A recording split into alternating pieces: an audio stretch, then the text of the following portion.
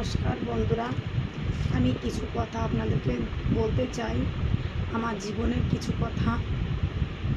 তো প্লিজ বন্ধুরা, আপনারা ভিডিওটা উপর থেকে টানবেন না। আপনারা প্লিজ দয়া করে ভিডিওটা প্রথম থেকে শেষ পর্যন্ত কষ্ট করে ধৈর্য ধরে দেখবেন।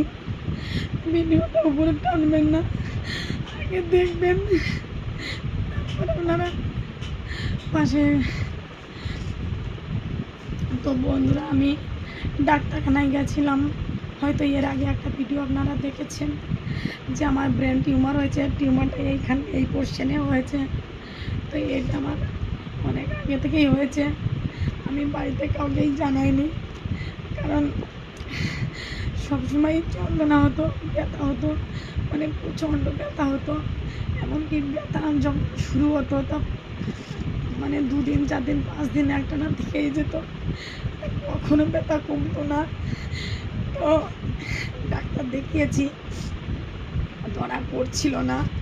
তো অনেক জায়গা থেকে আমি বর্ধমানে দেখিয়েছি, তারপর অনাময়ে দেখিয়েছি, আমাদের বাড়ি যেখানে সেখানেও হসপিটালেও দেখিয়েছি। তাই এখন টিউমারটা এখানে পুরো ফুলে উঠেছে।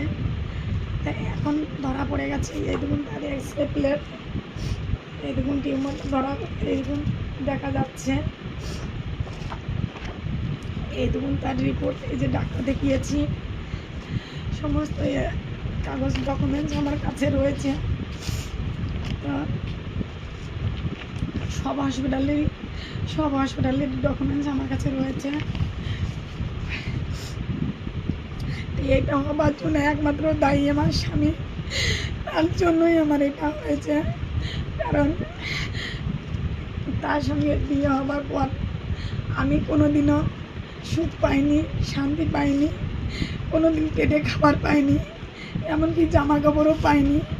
আমার কোনো শরীর খারাপ হলে ডাক্তার দেখানোর জন্য কোনো ওষুধ খাবার টাকা পাইনি। এমনকি বাচ্চা হয়েছে, বাচ্চাটা যে পেটে ছিল তার জন্য আমি যে ডাক্তার দেখাতে যাবো, টোটোয় করে যাব, তার জন্য কোনো আমাকে একটা টাকা দেওয়া হয়নি। এমনকি আমাকে ওষুধ খাবার জন্য কোনো টাকা দেয়নি। নানান টেনশনের ফলে আজ আমার এই পরিণতি।